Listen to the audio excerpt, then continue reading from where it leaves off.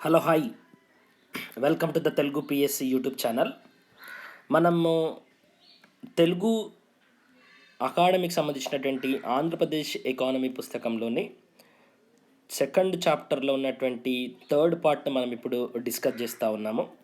ఇప్పటివరకే మనము second చాప్టర్లోనే 2 పార్ట్స్ని already discuss చేసినాం.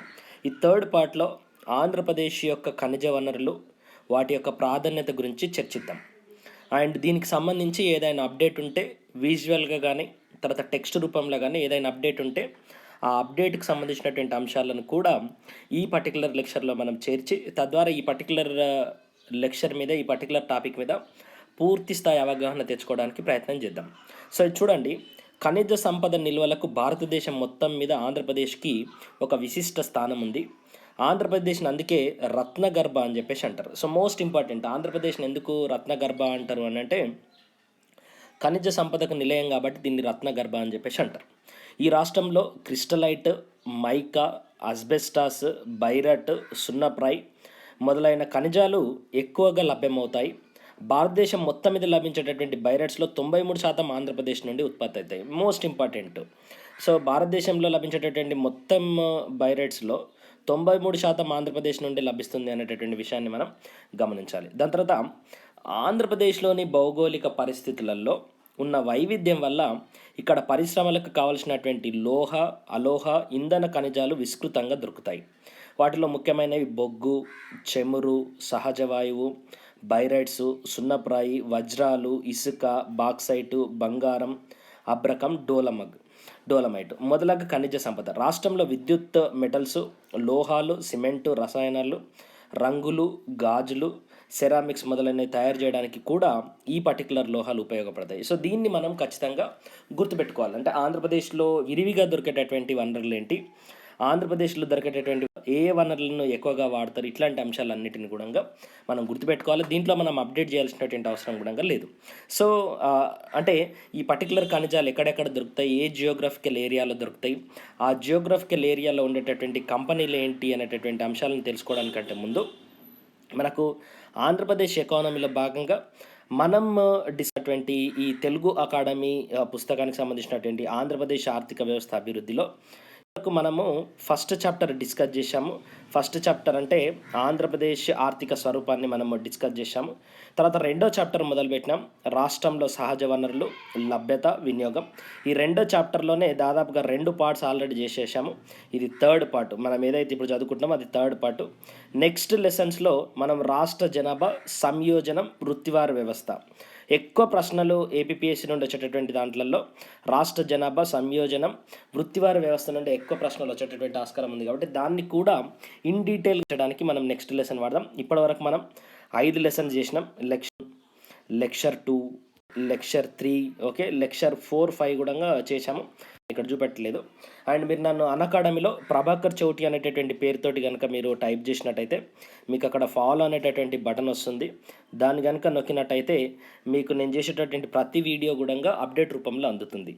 And ఈ నెల మే 18th నుండి ఓకే మీకు ఆంధ్రప్రదేశ్ గ్రూప్ 2కి సంబంధించినటువంటి ఫాల్ ఆఫ్ కోర్సు స్టార్ట్ అవుతుంది కాబట్టి దాంట్లో కనుక మీరు ఎన్రోల్ కావాలంటే చౌటి అనేటటువంటి కీవర్డ్ని వాడండి. మీకు 10% డిస్కౌంట్ కూడా లభిస్తుంది. ఆంధ్రప్రదేశ్ గ్రూప్ 2, ఇండియన్ గ్రూప్ 2కి సంబంధించినటువంటి అన్ని అంశాలను ఇన్ డీటెయిల్గా చర్చించడానికి ఒక అవకాశం అనేది మీకు ఉంటుంది. Okay, so let us move in to the lesson. రాష్ట్రంలో సహజ వనరులు, లభ్యత, వినియోగానికి సంబంధించి మనం ఖనిజాలకు సంబంధించినటువంటి అంశాలను డిస్కస్ చేస్తూ ఉన్నాము. మైనింగ్ రాష్ట్ర పారిశ్రామిక అవస్థాపన సదుపాయాల అభివృద్ధిలో ప్రధాన పాత్ర వహిస్తుంది. తుమ్మలపల్లి యురేనియం గనులలో 49,000 టన్నుల యురేనియం ముడి పదార్థం లభించవచ్చని నిశ్చయంగా తెలిపింది. అంతేకాక విశాఖపట్నం ఓడరేవుకు సమీపంలో 700 మిలియన్ టన్నుల గ్రేట్ బాక్సైట్ నిల్వలు కూడా ఉన్నాయని చెప్పేసి చెప్పారు. ఓకే, తర్వాత రాష్ట్రంలో విద్యుత్ కొరతను తొలగించడానికి ప్రభుత్వం కృష్ణా గోదావరి బేసిన్లో గల సహజ వాయువు నిల్వలని విస్తారంగా ఉపయోగించడానికి గట్టి ప్రయత్నాలు చేస్తుంది. సో దీనివల్ల ఉద్యోగ అవకాశాలు, ఎగుమతులు కూడా పెరుగుతాయి. సో దీన్ని కూడా మనం అప్డేట్ చేసుకోవాల్సినటువంటి అవసరం అయితే లేదు. రాష్ట్రంలో 2010-11 సంవత్సరాల నాటికి ఖనిజ ఉత్పత్తుల విలువ మొత్తం 16,587 కోట్ల రూపాయలు. అందులో 53.32% సంపద విలువ బొగ్గు, సహజ వాయువు, ముడి ఇనుము, సున్నప్రాయి, బైరైట్స్ ద్వారా లభ్యమవుతుంది. ఈ మొత్తంలో కేవలం ముడి ఇనుము ద్వారానే 41.35% ఉత్పత్తి విలువ లభ్యమవుతుంది. భారతీయ ఖనిజ రంగ ఉత్పత్తుల విలువలో రాష్ట్రం 7.81% అందిస్తుంది. రాష్ట్రంలో అల్ప ఖనిజాల ఉత్పత్తుల విలువ 7,550 కోట్ల రూపాయలు ఉంది. సో ఈ పర్టికులర్ పేరాగ్రాఫ్ చాలా ఇంపార్టెంట్, ఎందుకంటే ఈ పర్టికులర్ పేరాగ్రాఫ్ నుండి ఖచ్చితంగా ప్రశ్నలు అడిగేటటువంటి ఆస్కారం ఉంటుంది. సో మొత్తం జాతీయ ఖనిజ రంగ ఉత్పత్తులలో రాష్ట్రం యొక్క విలువ ఎంత అని చెప్పేసి అడగొచ్చు. అండ్ దీంతో పాటుగా ఈ మొత్తం ఆంధ్రప్రదేశ్లో లభిస్తున్నటువంటి ఖనిజాలలో ముడి ఇనుము ద్వారా లభించేటటువంటి ఉత్పత్తి విలువ ఎంత అని కూడా అడగొచ్చు. తర్వాత విషయానికి వస్తే ఎగుమతుల దృష్ట్యా, రాష్ట్ర రాబడి దృష్ట్యా మన రాష్ట్రంలో ఖనిజ సంపదకు, ఆ సంపదను అందించేటటువంటి గనులకు ఉన్న ప్రాధాన్యతను గుర్తించి ఈ సంపద దురుపయోగం కాకుండాను, నిరుపయోగంగా ఉండకుండాను, చట్టవిరుద్ధమైనటువంటి గనుల దోపిడీ జరగకుండా ఉండడం కోసం ప్రభుత్వం శ్రద్ధ వహిస్తూ ప్రత్యేక గనుల విధానాన్ని తయారు చేసింది. సో దాచినటువంటి ఈ అంశాలలో ఎకనామిక్ సర్వే నుండి మనం యాడ్ చేసుకోవాల్సినటువంటి ఈ ప్రత్యేక గనుల విధానం ఏంటి అనేది మనం ఒకసారి చూద్దాం. సో ఇప్పటివరకు మనం ఈ పారాగ్రాఫ్ ఎట్లయితే ఉందో ఉన్నది ఉన్నట్టుగా ప్రిపేర్ అయితే సరిపోతుంది. మనం ఎగ్జామినేషన్లో వచ్చేటటువంటి ప్రశ్నలను ఆన్సర్ చేయొచ్చు. సో ఈ పర్టికులర్ అంశం చూడండి, ఆంధ్రప్రదేశ్ రాష్ట్రం యొక్క గనుల విధానం నుండి కూడా ప్రశ్నలు అడగవచ్చు. వివిధ ప్రాంతాలలో ఉన్నటువంటి ఖనిజ సంపదను చట్టవిరుద్ధంగా శాసన ఉల్లంఘన చేసి దోచుకోకుండా రాష్ట్రంలోనూ జిల్లా స్థాయిలోనూ చట్టవిరుద్ధమైనటువంటి ఖనిజ రవాణాను అడ్డుకోవడానికి టాస్క్ ఫోర్స్ను నియామం చేయడం జరిగింది. ఓకే, సో ఇల్లీగల్ రవాణాను అడ్డుకోవడానికి ఇట్లాంటి టాస్క్ ఫోర్స్ అనేది చాలా అవసరము. పరిశ్రమలు, వాణిజ్య మంత్రిత్వ శాఖ విభాగానికి చెందినటువంటి కార్యదర్శి ఈ టాస్క్ ఫోర్స్కి అధ్యక్షుడిగా వ్యవహరిస్తారు. అదేవిధంగా జిల్లా స్థాయిలో జిల్లా కలెక్టరు అధ్యక్షుడిగా వ్యవహరిస్తారు. వీరు మైనింగ్కి సంబంధించినటువంటి లీజ్ అప్లికేషన్లు పరిశీలన చేసి చట్టవిరుద్ధమైనటువంటి మైనింగ్ని వీళ్ళు నిరోధిస్తారు. చట్టవిరుద్ధంగా రవాణా చేయబడుతున్నటువంటి వాహనాలను అడ్డుకొని వాటిని ఆయా ప్రాంతాలకు చెందినటువంటి పోలీస్ స్టేషన్ల సురక్షిత కస్టడీలో ఉంచుతారు. సో ఈ పారాగ్రాఫ్ మొత్తంలో మనం గుర్తుంచుకోవాల్సినటువంటి అంశాలు ఏంటి అని అంటే, ఒకటి, టాస్క్ ఫోర్స్కి ఎవరు అధ్యక్షత వహిస్తారు, జిల్లా స్థాయిలో ఉండేటటువంటి టాస్క్ ఫోర్స్కి ఎవరు అధ్యక్షత వహిస్తారు అనేది మనం నేర్చుకుంటే సరిపోతుంది. ఇంకా రెండోది వచ్చేసి, ఈ రకమైనటువంటి నిఘా వేయడానికి 4 కంప్యూటరైజ్డ్ నిఘా యూనిట్లు, 8 ప్రాంతీయ నిఘా యూనిట్లు, 6 తాత్కాలిక చెక్ పోస్టులు, 15 నిఘా ఆఫీసులు ఏర్పాటు చేయబడ్డాయి. ఏ ప్రాంతాలలో అయితే ఎక్కువ చట్ట వ్యతిరేక మైనింగ్ చర్యలకు పాల్పడుతున్నారో ఆ ప్రాంతాలలో నిఘాను ముమ్మరం చేసి 2009-10 సంవత్సరాల్లో ఈ శాఖ 15,717 కేసులు నమోదు చేసి 17.49 కోట్ల రూపాయల జరిమానా విధించడం జరిగింది. 2010-11 సంవత్సరాల్లో ఈ విభాగం వారు 13,949 కేసులను నమోదు చేసి 1,327.82 లక్షల రూపాయల జరిమానాలు వసూలు చేశారు. సో ఈ రెండో పారాగ్రాఫ్ ఏదైతే ఉందో ఈ రెండో పారాగ్రాఫ్ను మనం గుర్తుపెట్టుకోవాల్సినటువంటి అవసరం లేదు. ఈ రెండో పారాగ్రాఫ్ను అవుట్ రైట్గా దీన్ని ఒమిట్ చేయొచ్చు. ఓకే, ఫస్ట్ పారాగ్రాఫ్ను మాత్రం మనం గుర్తించు. తర్వాత ఈ ఖనిజాల సంపదలో భాగంగానే ఇక్కడ చూడండి, రాష్ట్ర కేంద్ర ప్రభుత్వాలు జరిగే ఖనిజ సంపద పరిశోధనలు భూగర్భ శాస్త్రం మరియు గనుల విభాగం వారితో రాష్ట్రంలో అనుసంధానించబడతాయి. గనులను ఖనిజ సంపద కోసం తవ్వడానికి ముందు ఈ విభాగం వారు పరిశోధనలు జరిపి ఆయా ప్రాంతాల్లో డ్రిల్లింగ్ ద్వారా ఖనిజ లభ్యత ఉందా లేదా అని నిర్ధారణ చేయడంతో పాటు అక్కడ లభించేటటువంటి ఖనిజ సంపద పరిమాణాన్ని, నాణ్యతను కూడా అంచనా వేస్తారు. ఆ తర్వాత గనులను క్రమపద్ధతిలో తవ్వడానికి చర్యలు తీసుకోవడంతో పాటు కొన్ని ప్రాంతాలను కేవలం ప్రభుత్వ రంగానికి మాత్రమే రిజర్వ్ చేసి ఉంచుతారు. సో ఇది మోస్ట్ ఇంపార్టెంట్. ఓకే, సో కేంద్ర రాష్ట్ర ప్రభుత్వాల మధ్య ఈ గనులకు సంబంధించినటువంటి వ్యవహారాలు ఎలా నడుస్తాయి అనేటటువంటి అంశాన్ని తెలుసుకోవడానికి ఈ పర్టికులర్ పారాగ్రాఫ్ ఉపయోగపడుతుంది. దీన్ని మళ్ళీ అప్డేట్ చేయాల్సినటువంటి అవసరం అయితే లేదు. No update is required. Next వచ్చేసి గనుల విధానంలో భాగంగా గనుల శాఖ 2005 సంవత్సరంలో AP mineral bearing lands cess నిబంధనలు తయారు చేయడంలోనూ దాన్ని చట్ట రూపంలోకి మార్చడంలోనూ చొరవ తీసుకుంది. ఖనిజ సంపదను త్వరితగిన వెలికి తీయడానికి కావాల్సినటువంటి అవస్థాపన సదుపాయాల ఏర్పాటుకు ఖనిజ సంపద ఉన్న భూములపై సెస్సును వదిలి చేస్తారు. సెస్ నిబంధనల కిందకు బొగ్గు, చమురు, సహజ వాయువు, సున్నప్రాయం, ముడి ఇనుము దొరికేటటువంటి ప్రాంతాలు. ఇది అవసరం లేదు, దీన్ని గుర్తుపెట్టుకోవాల్సినటువంటి అవసరం కూడా లేదు. ఓకే, దీన్ని ఇచ్చిపెట్టచ్చు. స్థానిక సంస్థలు కూడా చట్టవిరుద్ధమైనటువంటి తవ్వకాలు జరగకుండా తమ పర్యవేక్షణ నిధులను నిర్వహించడానికి సెస్ ద్వారా వచ్చినటువంటి ఆదాయంలో కొంత భాగాన్ని సినరేజ్ రుసుము రూపంలో పంచాయతీరాజ్ సంస్థలకు పంచబడుతుంది. సో దీన్ని కూడా మనం గుర్తుపెట్టుకోవాల్సినట్టు. నెక్స్ట్ అడవులకు సంబంధించి ఇంకొక పేరాగ్రాఫ్ ఇచ్చిండు. సో ఫారెస్ట్కి సంబంధించినటువంటి పేరాగ్రాఫ్ మోస్ట్ ఇంపార్టెంట్, ఎందుకంటే మోస్ట్ ఆఫ్ ద క్వశ్చన్లు మనకు ఫారెస్ట్ నుండి వస్తాయి కాబట్టి ఈ పర్టికులర్ పేరాగ్రాఫ్ని మనం స్పష్టంగా చదవాలి. ఇక్కడ చూడండి, ఏ దేశానికైనా మొత్తం దేశ విస్తీర్ణంలో 3/4 మేరకు అడవులు ఉండాలని శాస్త్రజ్ఞుల అభిప్రాయం.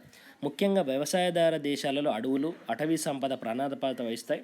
ఆంధ్రప్రదేశ్ అవతరణ నాటికి మొత్తం రాష్ట్ర వైశాల్యంలో 20 మోస్ట్ ఇంపార్టెంట్ ఇది 20.6% అడవులు విస్తరించున్నాయి. దేశం మొత్తం మీద వివిధ రాష్ట్రాల్లో గల అటవీ విస్తీర్ణాన్ని బట్టి మన రాష్ట్రం 5వ స్థానాన్ని ఆక్రమిస్తుంది.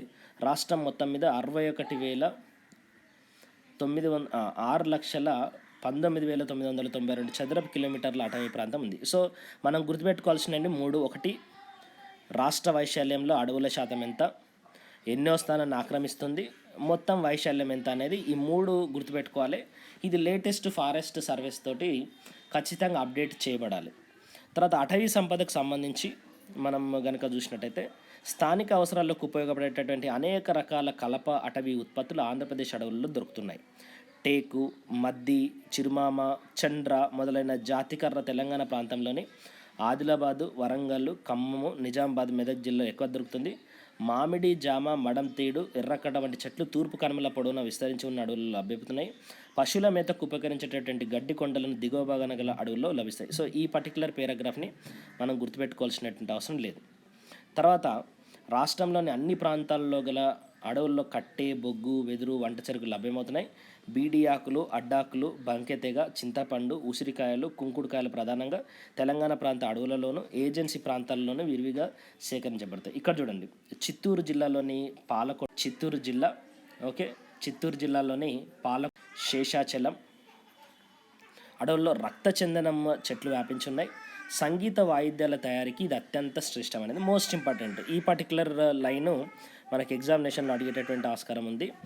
ఎర్ర చందనం చెట్లు వ్యాపించి ఉన్నటువంటి జిల్లా ఏంటి అని చెప్పేసి మీకు రీసెంట్గా ఆంధ్రప్రదేశ్ గ్రామ సచివాలయానికి సంబంధించినటువంటి పరీక్షలు అడిగారు. సో దాని ఆన్సర్ వచ్చేసి శేషాచలం కొండలు.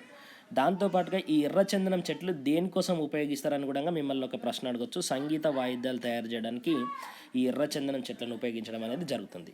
తర్వాత తిరుపతి వద్ద బొమ్మలు ఈ చెక్కతోటి తయారైతే చిత్తూరు జిల్లాలో గంధం చెక్క కూడా దొరుకుతుంది. ఈ గంధం చెక్క కూడా ఎక్కడ దొరుకుతుంది అని చెప్పేసి అడగచ్చు మిమ్మల్ని. విశాఖ, శ్రీకాకుళం జిల్లాల ఏజెన్సీ ప్రాంతాలు సముద్ర మట్టానికి గల ఎత్తు, అక్కడి శీతోష్ణ స్థితి, నేలల స్వభావం దృష్ట్యా అటవీ శాఖ వారు కాఫీ తోటల పెంపకాన్ని చేపట్టారు. దీనివల్ల ఏజెన్సీ ప్రాంతంలోని ఆదివాసుల ఆర్థిక స్థితులు మెరుగుపడ్డాయి. ఏజెన్సీ ప్రాంతాల్లో దొరికేటటువంటి అనేక మూలికలు వేళ్ళు, బెరడు ఆయుర్వేద వైద్యానికి, రసాయనిక పరిశ్రమల్లోనూ అధికంగా ఉపయోగపడతాయి. పాడేరు, అరకు, చింతపల్లి మొదలైన చోట్ల సికాయలు, వెదురు కూడా విస్తారంగా లభిస్తాయి. ప్రకృతి పరంగా ఈ రకంగా దైనందిన జీవితానికి ఉపయోగపడే అనేక వస్తువులు అందించడమే కాకుండా ఇంకా కాగితం, న్యూస్ ప్రింటు, పేపర్ బోర్డు మొదలైనటువంటి దిగుమతి ప్రత్యామ్నాయాలు కూడా అడవుల్లో పుష్కలంగా లభిస్తాయి. దీన్ని మనం గుర్తుపెట్టుకోవాలి. పేరాగ్రాఫ్ బాగా ఉపయోగపడుతుంది అన్న పాయింట్ ఆఫ్ వ్యూలో చదివేటటువంటి క్రమంలో మనకి ఈ ఒక నిదర్శనం. సో ఈ ఫారెస్ట్లకు సంబంధించి ఇప్పుడున్నటువంటి లేటెస్ట్ డాటా ప్రకారం ఆంధ్రప్రదేశ్ యొక్క ఫారెస్ట్ ఏరియా వచ్చేసి 22.63. నేషనల్ ఫారెస్ట్ పాలసీ ప్రకారం ఇది 33% ఉండాలి. ఓకే, సో బిగ్గెస్ట్ ఫారెస్ట్ వచ్చేసి నల్లమల్ల ఫారెస్ట్ ఆంధ్రప్రదేశ్లో. హయ్యెస్ట్ ఫారెస్ట్ ఏరియా కడప జిల్లాలో ఉంటుంది, దాదాపుగా 5,000 square kilometres. Least forest area Krishna జిల్లాలో ఉంటుంది, 644 స్క్వేర్ కిలోమీటర్స్. సో దీని మీద కూడా ఒక ప్రశ్న వచ్చేటటువంటి ఆస్కారం ఉంటుంది. కాబట్టి హయ్యెస్ట్ ఫారెస్ట్ ఏరియా ఉన్నటువంటి జిల్లా కడప జిల్లా, లోయెస్ట్ ఫారెస్ట్ ఏరియా ఉన్నటువంటి యాజ్ పర్సంటేజ్ ఆఫ్ దీనికి కన్ఫ్యూజ్ కాకుండా ఏంటి అని అంటే ఇది దాదాపుగా 5,552 చదరపు కిలోమీటర్లు ఉంది కదా.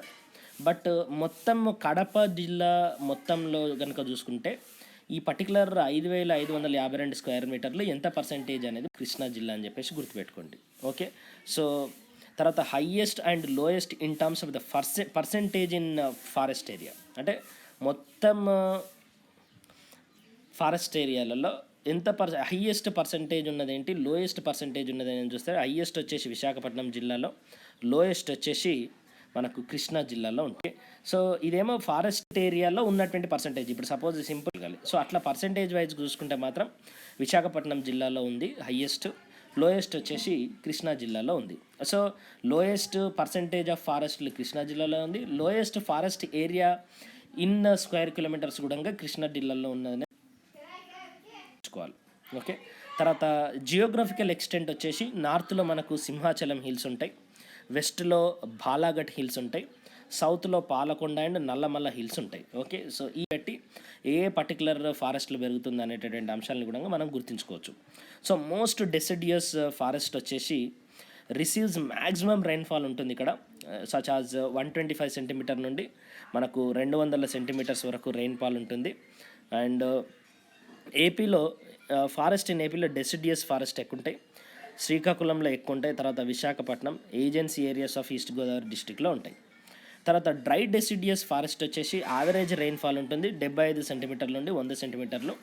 ఇవి కడప మరియు కర్నూలు జిల్లాలు అంటే రాయలసీమ ప్రాంతంలో ఉన్నాయి డ్రై డెసిడియస్ ఫారెస్ట్. ఎందుకంటే ఇక్కడ కంప్లీట్గా రెయిన్ ఫెడ్ ఏరియా ఉంటుంది కాబట్టి, రెయిన్ షేడ్ ఏరియా అని చెప్పేసి అంటారు వీటిని, అంటే ఎక్కువ వర్షాలు పడనటువంటి ప్రాంతం కాబట్టి ఈ డ్రై డెసిడియస్ ఫారెస్ట్ ఉంటాయి. ఎక్కువ వర్షాలు పడేటటువంటి ప్రాంతాలలో మీకు ఈ కోస్టల్ ఏరియా ఏదైతుందో శ్రీకాకుళం కానీ విశాఖపట్నం కానీ agency areas of east Godavari డిస్టిక్లలో ఎక్కువ వర్షాలు పడుతుంటాయి కాబట్టి అక్కడ మోస్ట్ మాయిస్ట్ డెసిడియస్ ఫారెస్ట్ ఉంటాయి. దాని తర్వాత ఫారెస్ట్ విత్ షార్ట్ తోంట అంటే ముళ్ళ చెట్లు అంటాం కదా, అది వచ్చేసి 70 సెంటీమీటర్ల కంటే తక్కువ రెయిన్ఫాల్ ఎక్కడ పడుతుందో అక్కడ ఉంటాయి. సో అంటే కడప, కర్నూలు, చిత్తూరు, అనంతపురం మొత్తం రాయలసీమలో ఈ ముళ్ళ చెట్లు, ముళ్ళ కంపలు దొరకడం అనేది జరుగుతుంది. టైడల్ ఫారెస్ట్ వచ్చేసి మనకు mangroves trees grow in this area. So ఏపీలో కొరింగ ఫారెస్ట్ అని కూడా అంటారు వీటిని. ఇవి ఎక్కువ కూడా కృష్ణా అండ్ గోదావరి రివర్స్ దగ్గర ఇవి ఉంటాయి. ఓకే, తర్వాత సోషల్ ఫారెస్ట్ వచ్చేసి 6th 5-year ప్లాన్ ఫారెస్ట్ని ఒక పెద్ద పాలసీగా తీసుకోవడం అనేది జరిగింది. తర్వాత వైల్డ్ లైఫ్ శాంక్చురీస్ వచ్చేసి మొత్తం 16 ఉన్నాయి ఆంధ్రప్రదేశ్లో, అండ్ 3 నేషనల్ పార్క్స్ కూడా ఆంధ్రప్రదేశ్ రాష్ట్రం. ఇది ఖచ్చితంగా ఈ పర్టికులర్ అంశంలో నుండి ఖచ్చితంగా ప్రశ్నలు వచ్చేటటువంటి ఆస్కారం అయితే ఉంది. ఓకే, సో ఇక్కడ నుండి ప్రశ్న రాకుండా ఉండడం అనేది జరగదు, ఖచ్చితంగా మీకు ప్రశ్న వస్తుంది. సో వైల్డ్ లైఫ్ శాంక్చురీస్ మొత్తం 16 ఉన్నాయి, దాంట్లో 3 నేషనల్ పార్క్స్ కూడా ఉన్నాయి. ఏ వైల్డ్ లైఫ్ శాంక్చురీ ఎక్కడ ఉంది అనేటటువంటి అంశాలను గుర్తుంచుకోవాలి. So Rajiv Gandhi tiger reserve, తర్వాత శ్రీ వెంకటేశ్వర బయోస్పియర్ రిజర్వ్స్, ఇట్లాంటి స్పెసిఫిసిటీ ఉన్నటువంటి అంశాలను కూడా మనం చూసుకోవాలి. సో టైగర్ రిజర్వ్స్ వచ్చేసి మనకు నాగార్జున సాగర్, శ్రీశైలం టైగర్ రిజర్వ్, తెలంగాణకు కూడా ఇవే వర్తిస్తాయి. ఎలిఫెంట్ రిజర్వ్స్ వచ్చేసి Kaundinya sanctuary and royal elephant reserves. దాని తర్వాత మనకు బయోస్పియర్ రిజర్వ్స్ వచ్చేసి శేషాచలం. 2 జియోలాజికల్ పార్క్స్ ఉంటాయి, ఒకటి ఇందిరాగాంధీ జియోలాజికల్ పార్క్ అటు వైజాగ్, తర్వాత తిరుపతిలో శ్రీ వెంకటేశ్వర జియోలాజికల్ పార్క్ అని చెప్పేసి ఉంటాయి.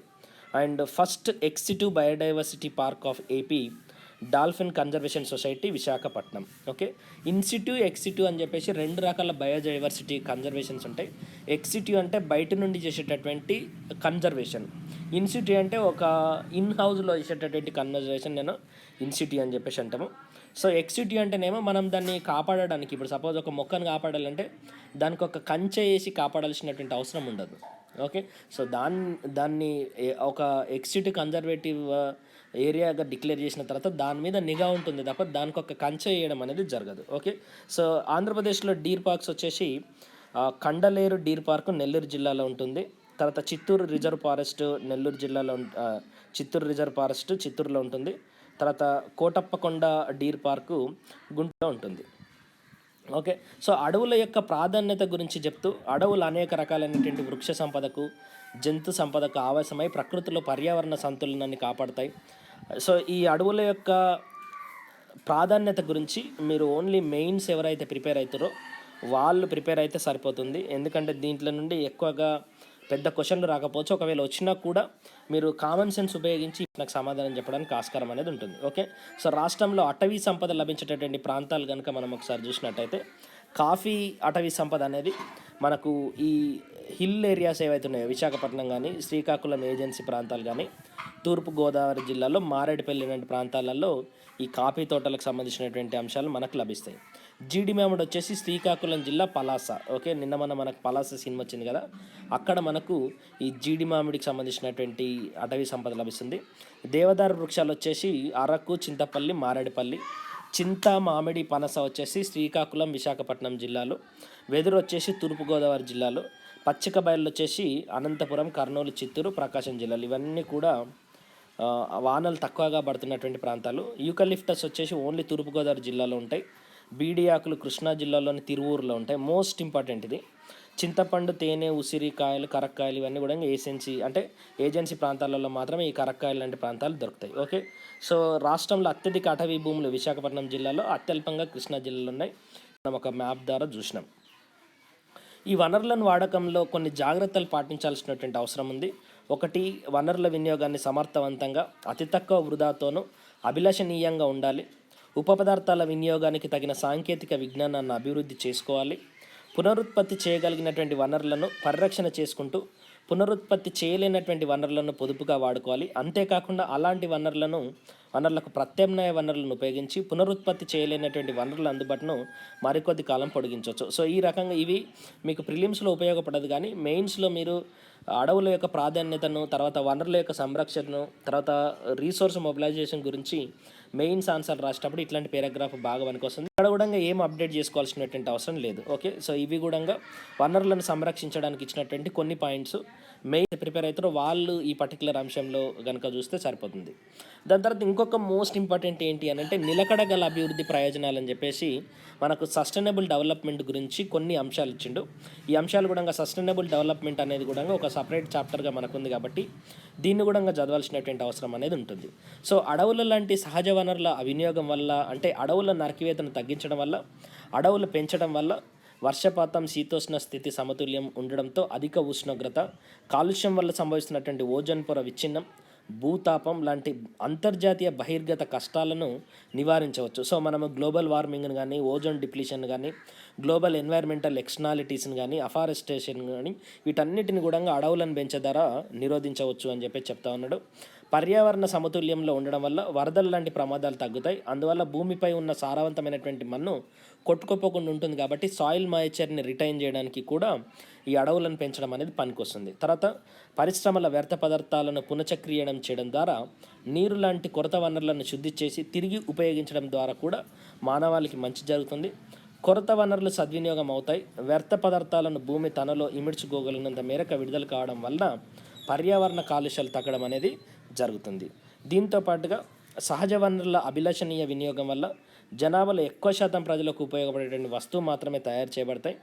దానివల్ల ఏమవుతుంది అనంటే ఎక్కువ మొత్తంలో వేస్టేజ్ అనేది జరగదు. అండ్ దీంతో పాటుగా మనకు ఇంకొక ముఖ్యమైనటువంటి అంశం ఏంటి అంటే కాలుష్యం తగ్గుతుంది. క్లోరోఫ్లోరోకార్బన్స్, కార్బన్ డైఆక్సైడ్ లాంటి కాలుష్యాలు పర్యావరణంలో విస్తరింపబడకుండా ఆపటం వల్ల మానవాళి మనుగడకు ఉష్ణోగ్రత అధికంగా పెరగడం వల్ల సంభవించేటటువంటి ప్రమాదాలు కూడా తగ్గుతాయి. ఓకే, సో ఈ రకంగా నిలకడ గల అభివృద్ధికి సంబంధించినటువంటి ప్రయోజనాలు ఇచ్చండి. ఇది కూడా మనకు ప్రిలిమ్స్లో కాకుండా మెయిన్స్లో ఎక్కువగా ఉపయోగించేటటువంటి అంశం కాబట్టి మెయిన్స్ ప్రిపేర్ అయ్యేటటువంటి వ్యక్తులకు ఈ పర్టికులర్ థర్డ్ పార్ట్ అనేది బాగా ఉపయోగపడుతుంది. అంటే అడవుల ద్వారా జరిగేటటువంటి ఉపయోగాలు కానీ, తర్వాత వనరులను ఎట్లా సంరక్షించుకోవాలి అనేటటువంటి కొన్ని రూల్స్ కానీ, తర్వాత నిలకడగల అభివృద్ధి ప్రయోజనాలను ఎట్లా పెంపొందించుకోవాలనేటువంటి అంశాలు ఇవన్నీ కూడా మెయిన్స్ పాయింట్ ఆఫ్ వ్యూలో ఉపయోగపడుతుంది. కాబట్టి ప్రిలిమ్స్ పాయింట్ ఆఫ్ వ్యూలో మీరు అడవుల యొక్క పర్సంటేజ్ గురించి, అడవుల యొక్క విస్తీర్ణం గురించి, అడవుల ఏ జిల్లాలో ఎక్కడెక్కడ ఎట్లా విస్తరించింది అనేటువంటి అంశాల గురించి, అండ్ వీటితో పాటుగా మనకు ఇంకొన్ని అంశాలు ఉంటాయి. ఇవన్నీ కూడా మళ్ళీ మనకు ఆంధ్రప్రదేశ్ ఫారెస్ట్ రిపోర్ట్ అనేది సపరేట్ చాప్టర్ ఉంది, దాంట్లో మనం చర్చిద్దాము. ఇది కేవలం టూకీగా మీకు థర్డ్ చాప్టర్లో ఏమేమి అప్డేట్ చేసుకోవాలంటే థర్డ్ చాప్టర్లో మీకు లేటెస్ట్ ఫారెస్ట్ సర్వే తప్ప ఇంకేవి కూడా అప్డేట్ చేసుకోవాల్సినటువంటి అవసరం లేదు. అండ్ థర్డ్ చాప్టర్కి సంబంధించి ఏ అడవులు ఎక్కడెక్కడ ఉన్నాయి, జియోగ్రాఫికల్గా ఎక్కడ లొకేట్ చేయబడి ఉన్నటువంటి అంశాలను కనుక మీరు కొంతవరకు చదువుకోగలిగితే రాబోయేటటువంటి పరీక్షలలో ఖచ్చితంగా ఈ పర్టికులర్ ప్రశ్నలకు ఆన్సర్ చేయడం అనేది ఉంటుంది. ఓకే, సో మీకు కనుక ఈ పర్టికులర్ లెసన్ నచ్చితే మీరు దీన్ని షేర్ చేయండి, లైక్ చేయండి, తద్వారా మిగతా వాళ్ళకి కూడా మీరు చేరేటట్టు షేర్ చేయండి. అండ్ మీకు ఏమైనా సజెషన్స్ ఉంటే లేదా మీకు ఏమైనా కంప్లైంట్స్ ఉంటే కూడా మీరు కమెంట్ బాక్స్లో రాయండి. సో దట్ దానికి సంబంధించినటువంటి ఆన్సర్స్ని నెక్స్ట్ వీడియోలో ఇవ్వడానికి ప్రయత్నం చేస్తాను. Thank you so much for watching. Stay tune for the next video. Have a nice day.